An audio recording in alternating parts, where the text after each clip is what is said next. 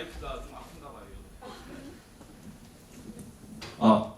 네, 안녕하십니까. 저는 한국해양대학교 대사대학 해사글로벌학부에 재학 중인 강준혁이라고 합니다. 여러분, 혹시 제 뒤에 있는 영어 문구가 보이세요? 한번 읽어봐 주시겠어요? 네, 올블루입니다. 오늘 여러분들께 들려드릴 이야기의 주제인데요. 여러분, 파란색 하면 무슨 색이 생각나세요? 파란색 하면 어떤 이미지가 떠올라요, 여러분? 맞죠? 시원한 거, 바다 이런 게 떠오르잖아요. 청춘, 뭐 이런 긍정적인 의미도 있지만 약간 외면과 울 같은 뜻을 담아있기도 해요. 제 인생도 마찬가지입니다. 외면과 청춘을 넘나드는 그런 삶을 살아왔었거든요. 다음 목차를 보시면 다음과 같습니다. 우선 제 어린 시절부터 시작을 해서 현재까지 이르기의 과정, 또 마지막으로는 제가 어떤 준비를 나아가고자 하는지 여러분들께 말씀드리고자 해요. 그럼 여러분, 제 올블루에 빠져보실 준비 다들 되셨나요? 네, 시작해보겠습니다. 제 어린 시절 이야기부터 들려드리도록 할게요.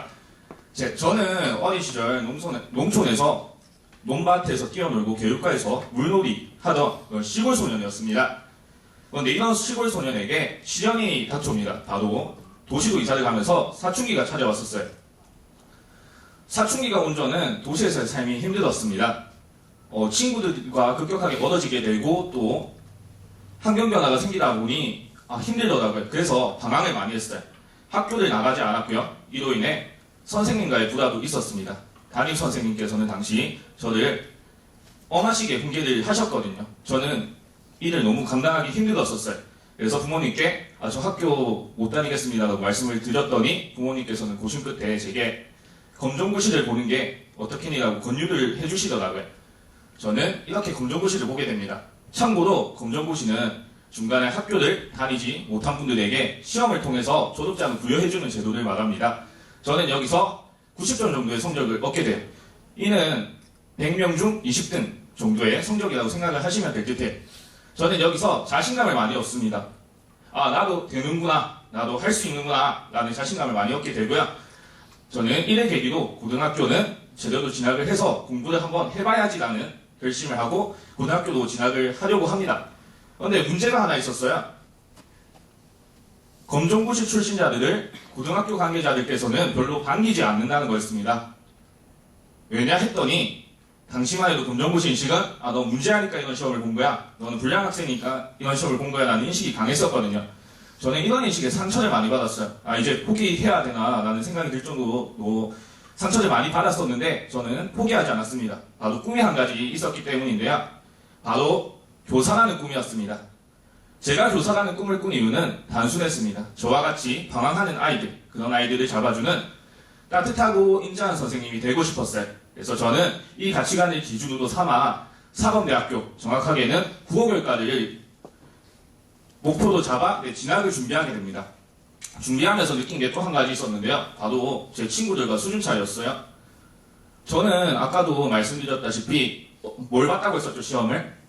네, 검정고시를 봤습니다. 그렇기 때문에 제 또래들과 저의 수준 차이는 날 수밖에 없었습니다. 왜냐하면 저는 단기로 배웠고 제 친구들은 3년 내내 정상적인 교육과정을 받았기 때문이죠. 그래서 저는 이를 인정하고 제 친구들과 동등한 수준을 가기 위한 노력을 하게 됩니다. 틈틈이 영단어를 외워줬고요. 틈틈이 수학 기출 문제를 풀어줬습니다. 이 결과 운이 좋게도 저는 전교 12등이라는 성적을 받아들일 수도 있게 돼요. 여기서 박수 한번 쳐주실까요? 네, 감사합니다. 저는 이에 자신감을 굉장히 많이 얻게 됩니다. 조금만 더 하면 조금 높은 성적을 더 얻을 수 있겠다. 그래서 저는 더 노력을 하게 돼요. 왜냐하면 제 머리는 좋은 편이 아니라고 생각을 했었거든요. 그래서 남들보다 더 뛰어난 성적을 얻기 위해서 남들보다 더 많은 노력을 투자해야 된다. 그런 생각을 했었습니다. 그랬더니 3학년 1학기까지 전교에서 상위 4%의 성적을 얻을 수 있게 돼요. 네. 그 외에도 이런 활동들을 했었는데 이 활동들을 한 이유는 바로 제가 욕심이 더 생겼어요. 사람의 욕심은 끝이 없다고들 하잖아요. 그래서 이런 활동들을 추가로 같이 해줬습니다. 학내 행사가 있으면 다 참여를 해줬고요. 또 동아리의 경우도 제가 가고자 하는 학과와 연관을 지어서 교육 동아리를 직접 꾸려 이끌기도 했고요. 또 독서의 경우도 제 전공과 관련된 국어 교육학이라든가 교육학 위주로 많이 읽어줬었습니다. 대외적으로도 활동을 하나 했었는데요. 여기 계신 분들도 많이 알 법한 활동일 거예요. 바로 전당에 있는 청소년 운영위원회 담비 활동입니다. 청소년 담비 활동은 제게 있어서 심적으로 한층 더 성장할 수 있게 해준 계기였어요. 여기 계신 담비분들은 아시겠지만 워크숍이라던가 경상남도 도대 또 청소년 박람회 이런 것들을 하게 되거든요. 저는 이런 현장들을 직접 뛰면서 제가 모르는 것들이 세상에 너무나 많구나라는 걸 느끼게 됐어요. 덕분에 정말 많은 것들을 배워갔습니다. 저는 이 담비 활동을 고등학교 3학년이라는 비교적 늦은 나이에 접하게 되었거든요. 근데 아직도 내가 조금 더 빨리 접하지 못할 아쉽다라는 마음이 저 한켠에는 남아 있습니다. 혹여라도 여러분들께서는 이 활동들을 접하실 계기가 생긴다면 저처럼 주저하지 마시고 하루라도 더 빨리 접해보셨으면 좋겠습니다. 이렇게 제 청소년기 시절 이야기는 마무리가 됐습니다. 혹시 여러분들 아까 제가 가고자 했던 학과를 기억하시나요? 네, 국어교육과 맞습니다. 저는 이 위의 활동들을 더한 결과 국어교육과에 성공적으로 진학을 할 수 있게 돼요. 국어교육과 진학과 동시에 저는 이런 생각을 하게 됩니다. 이제 나는 다 됐다. 교사가 될 일만 남았어라고 생각을 하게 됩니다. 하지만 현실과 조금 달랐어요. 제가 생각했던 그런 분위기가 아니었었거든요. 대학 전공은 저랑 약간 흥미가 조금씩 떨어지기 시작을 했고요. 또 제가 생각했던 과 분위기가 아니었어요. 제가 생각했던 과 분위기는 약간 시를 짓고 문학인으로서의 소양을 배우는 그런 분위기를 기대했었는데 아니더라고요. 이 상황이 달라지다 보니까 제 몸과 마음은 조금씩 악화되기 시작합니다. 그래서 휴학이라는 대안을 선택하게 돼요. 원래는 휴학을 하고 바로 군대를 다녀오려고 했어요. 하지만 제 사촌형을 만나게 되면서 인생의 터닝포인트를 맞이하게 됩니다. 지금의 꿈인 항해사라는 꿈으로 접어들게 한 계기이기도 한데요. 당시 사촌형께서는 많은 이야기를 해주셨어요. 바다를 누빌 수 있다는 캡틴이 된다는 점, 우리 남자친구들이라면 한 번쯤 상상해봤을 로망인데요. 그리고 또 그 외에도 취업보장이 된다, 국면제가 된다, 이런 현실적인 조언들이 제 마음을 흔들어 놓더라고요. 그래서 저는 이를 계기로 한국해양대학교 해사대학으로 진학을 해야겠다라고 마음을 먹게 되고 실제로 보시는 바와 같이 이렇게 진학을 하게 됩니다. 그럼 해양대가 도대체 어떤 곳이길래 저를 홀린 걸까요? 이런 부분에 대해서 여러분들께 알려드리도록 할게요. 여러분, 진해에도 뭐가 있죠? 네, 해구사관학교가 있습니다. 그럼 여기도 회사고, 저기도 회사네. 그럼 같은 단어일까요? 네, 잘 아시네요. 아닙니다. 해답은 바로 여기에 있어요. 바로 한자를 보시면 해구사관학교의 사자는 무사사자가 들어갑니다. 그래서 여러분들이 아시는 해군, 해병이라는 뜻이 되는 거고요. 저희 학교의 해사는 을사자가 들어가서 바다와 관련된 일, 이 말은 즉 항해사, 기관사를 통칭하는 말이 됩니다. 한국해양대학교 해사대학은 이런 해양 전문가를 양성하기 위해 만들어진 특수대학인 것이죠. 1945년 상선사관을 양성하기 위해 만들어졌고요. 예전에 설립 당시에는 이런 해사대학만 있는 대학이었지만 지금은 다른 단과 대학들이 추가로 개설이 되면서 현재는 종합대학으로 승격이 되었습니다. 그래서 많은 분들이 오해하세요. 해양대만 나오면 모두 이렇게 제복을 입고 엄격한 생활을 한다고 오해를 하시는데 사실은 해사대학만 한정입니다. 여러분들이 아시는 공과대학 이런 대학들을 나오시게 된다면 흔히들 아시는 캠퍼스 생활, 그런 캠퍼스 생활을 누릴 수가 있어요. 그러니까 이 말은 즉 해사대학만 이런 제복을 입고 엄격한 생활을 한다, 이 점 알아두시면 될 것 같고요. 해사대학은 총 8개의 학과가 존재합니다. 큰 틀로는 선박을 통솔하는 항해과가 있고요. 선박의 엔진을 관리하는 기관부가 있습니다. 전부 다 저는 오늘 다 설명을 해드리고 싶은데 시간이 여러분들도 빨리 집에 가셔야 되기 때문에 오늘은 항해 관련 학부에 대해서만 설명을 드리도록 하겠습니다. 항해학, 여러분들 항해학하면 어떤 느낌이신가요? 익숙하신가요? 낯서신가요? 낯서신 분도 있고 익숙하신 분도 계실 거예요. 왜냐하면 만화나 영화에서는 한 번쯤 접해봤을 용어지만 일상생활에서는 잘 쓰이지 않으니까요. 그래서 오늘 저는 이 항해학이 무엇이고 또 왜 우리가 항해학을 배우는지에 대해서 여러분들께 이야기를 드리려고 합니다. 항해학은 말 그대로 배를 운전할 때 필요한 기술들을 연구하는 학문입니다.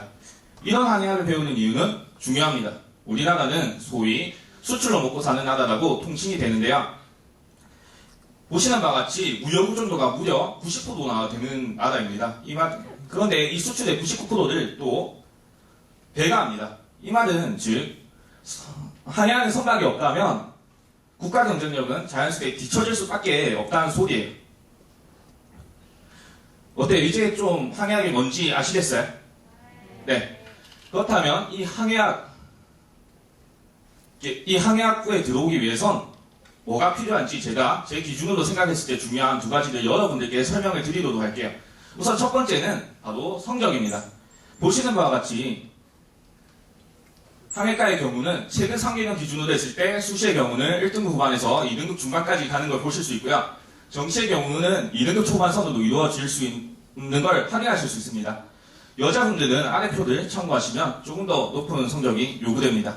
회사대학을 조금이라도 희망하시는 친구들이라면 성적 관리는 필요하겠죠. 그 다음 두 번째 중요한 거, 체력과 정신력입니다. 아까도 말씀드렸지만 저희 학교는 우수한 상선사관 양성에 목표를 두고 있어요. 그래서 사관학교는 아니지만 사관학교의 시스템을 따르고 있습니다. 이렇게 매일 제복을 입게 되고요. 아침마다 국어를 띄고요. 밑에처럼 각종 점검 등을 받습니다. 이렇게 규칙 있고 규약적인 생활을 받기 때문에 체력과 정신력이 없으면 조금 힘드실 수가 있어요. 실제로도 이런 부분을 알고 오지 못한 동기나 선후배 분들께서는 자퇴를 선택하는 경우도 존재합니다. 그럼 회사대학 이런 힘든 면만 있을까요? 그건 아니에요. 네, 이렇게 저희는 4년 내내 붙어있기 때문에 선후배 동기들과 사이가 돈독해질 수 있고요. 입학금과 수업료 등이 일부 면제가 되고요. 또 저희가 있는 제복, 체육복, 생활복 같은 거, 또 기숙사비, 식비가 모두 국가에서 지원이 나옵니다. 그리고 이 부분은 남성분들이라면 관심을 가질 법한 혜택인데요. 바로 군면제 제도입니다. 저희는 대체복무제도가 존재해요. 이 말은 군대를 가지 않는 대신 취업을 하고 29개월간 승선을 하면 자동 군면제를 시켜주는 제도입니다. 여타 대체복무제와는 다르게 저희 대체복무제는 또 월급을 회사 월급으로 그래도 받기 때문에 3년 동안 열심히 모으실 경우에 1억 2천만 원 이상의 자본을 모을 수 있다고도 하고요. 이 부분은 이제 향후에 정부의 정책에 따라서 변동이 될 수도 있다는 점 참고 부탁드리겠습니다. 이쯤에서 이제 여러분들이 좀 의문을 가지실 거예요. 회사대학은 이렇게 힘들고 어려운 것밖에 안 하나요? 공부는 안 해요? 라는 의문점이에요. 그런데 공부도 당연히 합니다. 다음과 같은 과목들을 배우게 돼요. 1학년 때는 아무래도 이공계열이다 보니까 선박의 과학적인 원리를 배우기 위한 공학계열이라던가 항해학의 기초를 배우는 지문항해학, 천문항해학 등의 과목을 배우게 되고요. 2학년 때 이에 덧붙여서 기초 실무를 많이 배우게 됩니다. 3학년 때 혹시 3학년에서 좀 공통적으로 들어가는 단어가 보이시나요? 네, 실습이죠. 실습이라는 과목을 다루게 되고요. 3학년 때 이제 최종적으로 현장에 나가기 전 실무적인 그 전문 지식을 배우게 돼요. 이 중에서 특히 눈에 띄는 과목은 이제 실습 과목이죠. 실습은 말 그대로 배를 타고 직접 나가보는 겁니다. 회사대학 학생이라면 한 명도 빠짐없이 다 경험을 해야 될 과정이에요. 그럼 이 실습은 어떻게 진행이 되느냐? 1년 동안 진행이 됩니다. 한 학기는 학교 실습, 또 다른 한 학기는 선사 실습을 나가게 돼요. 우선 학교 실습부터 말씀을 드리겠습니다. 이게 학교에 있는 실제 배입니다. 배 크죠? 배가 큰 만큼 내부도 넓습니다. 하루의 일과는 이제 수업이 있으면 이 배 안에 있는 강의실에서 수업을 듣고요. 그 외의 시간에는 이런 공간에서 개인 휴식 시간을 보냅니다. 이게 실제 배예요. 여기 침실, 체력 단련실, 휴게실 이런 곳에서 개인 정비 시간을 보내기도 하고요. 또 4월달에 원양항해라고 이렇게 브릿지라는 불리는 공간에서 배를 직접 통솔하여 외국으로 나가보기도 합니다. 주로 일본, 중국, 홍콩, 싱가포르 같은 아시아 국가 위주로 항해를 하게 되고요. 이렇게 한 학차가 끝나게 되면 한 학차가 끝나게 돼요. 한 학차가 끝났다는 건 한 학기가 끝났다는 소리인데요. 그럼 자연스레 선사실습으로 넘어가게 됩니다. 선사실습은 여러분들이 아시는 현대상선, SK해운 같은 선박의 배를 실습생으로 타는 걸 말하는데요. 한눈에 봐도 학교 실습배보다 커 보여요? 안 커 보여요? 커 보이죠? 배가 큰 만큼 학교 실습배에서는 볼 수 없었던 노래방이라든지 뭐 수영장, 탁구장, 농구장 같은 시설들도 배 안에 확인하실 수가 있어요. 밥도 잘 나오는 곳은 잘 나오는데 이렇게 잘 나옵니다. 맛있겠죠? 그리고 또 학교 실습의 경우에 더 다양한 국가에 방문이 가능해요. 이게 실제로 저희 선배님들께서 찍어오신 사진들입니다. 미국부터 해서요, 독일, 영국, 유럽 등의 나라도 방문이 가능해요. 이렇게 실습이 끝나고 나면 저희는 4학년이 됩니다. 4학년은 여러분들께 딱히 설명드릴 게 없습니다. 왜냐? 여타 대학생들과 다를 바 없이 졸업 준비를 하고 취업을 나가거든요. 취업을 하게 되면 3등 항해사라는 직책을 가지고 승선을 하게 됩니다. 취업률은 보시는 바와 같이 대부분 취업을 하게 됩니다. 그럼 해양대만 나오면 무조건 배만 타야 되나요? 평생 배만 타야 되나요? 라고 생각을 하시는 분들이 계실 거예요. 그건 또 아닙니다. 대부분 5년 정도의 시간, 즉 29살에서 30살이 정도가 되시면 다음과 같은 육상지구로도 진출을 많이 하세요. 대표적으로 이렇게 4개의 분야가 있고요. 이 외에도 여러 가지의 직업군들이 존재합니다. 대표적으로 가시는 것들이 이거고요. 만약에 이 부분에 대해서 여러분들이 좀 관심이 생기신다면 나중에 Q&A 시간 때 한번 여쭤봐 주세요. 좀 더 자세하게 설명을 해드리도록 하겠습니다. 이렇게 저의 수강 준비 중인 과정까지 끝이 났습니다. 여러분들께 제 올블러드를 보여드리자는 마음으로 이 자리에 서게 됐는데요. 여러분 혹시 다음에 문구 보이시나요? 한번 읽어봐 주실 수 있으시겠어요?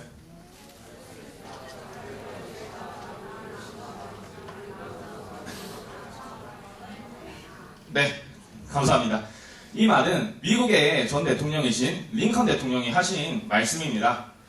먼저 할 수 있다는 자신감을 가지고 그 위에 방안을 찾든 뭘 하든 하라는 소리인데요. 저는 이 말을 발판 삼아 여러분들께서도 자신감을 가진 청소년, 그 이외에 나만의 항로를 개척할 수 있는 청소년이 되셨으면 좋겠습니다. 제가 검정고시를 통해 할 수 있다는 마음을 먹은 것처럼요. 저는 여러분들을 뒤에서 열심히 응원하고 있겠습니다. 이상 꿈을 찾아 항해하는 형 강준혁이었습니다.